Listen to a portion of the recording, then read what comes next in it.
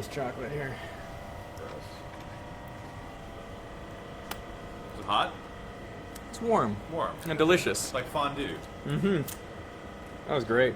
Once the liquid CO2 has filled all the pores of the gel, it's time to take it supercritical. It was, I would say, kind of a spiritual experience the first time that I saw a supercritical fluid. We'll get to do that here. I love how much you're into these autoclaves. I love aerogels. To make a supercritical fluid, we can heat this with a hairdryer, actually. As we approach the critical point, the surface of the liquid becomes kind of blurry. Weird, huh? That is like weird waves in there. Yeah. I'll speed it up so you can watch the surface disappear altogether. You're now looking at the supercritical fluid of CO2. In this state, the CO2 can be vented without affecting the solid structure, and what you're left with is aerogel. If you look at aerogel on a light background, it's almost impossible to see because it is pretty transparent. But if you look at it on a dark background, then you can see that it has a slight bluish color. And it's bluish for the same reason that the sky is blue, because all those tiny little nanoscale structures, they scatter the light according to Rayleigh scattering.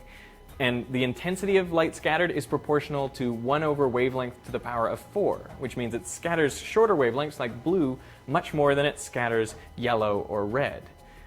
And for that reason, aerogel looks opaque in the ultraviolet and transparent in the infrared. Now, what do you think this would look like if I held it up to the blue sky? What do you think we would see? Would it look ultra blue? No, it looks yellow. And that's because the aerogel is actually scattering out that blue light, and so what passes through and makes it to our eyes is the longer wavelengths like the yellows and oranges. It's basically the same effect as looking at a sunset. When you see the yellows and oranges of a sunset, it's because the blue light has already been scattered out by the atmosphere the light had to pass through before it reached your eyes. So effectively, looking at aerogel against blue sky is like looking at a portable sunset. The nanoscale pores of the aerogel are also what makes it such a good thermal insulator. Great. That's awesome. Does that look hot? It's definitely hot.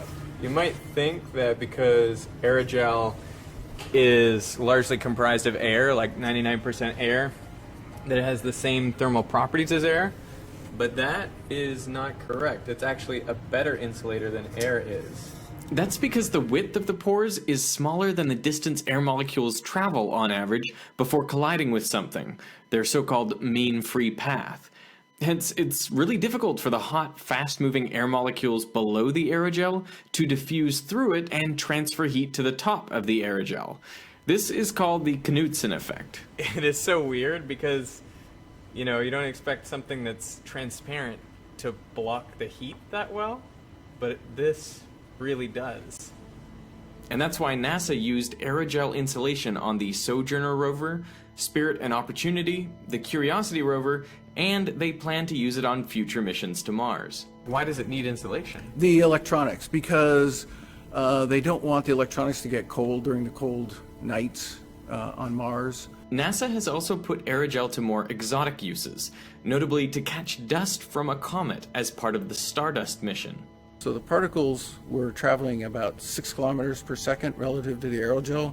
So when they hit the aerogel, because the aerogel's a very low density material, very, very porous material, the particles actually enter the aerogel, and as they travel through the aerogel, they basically break apart the network that makes up the aerogel, and they lose energy in the process and eventually come to a stop. This is good for capturing particles because if a particle like that were to hit a solid surface, then it just stops, you know, immediately And just vaporizes. and vaporizes. So, should we expect to see aerogel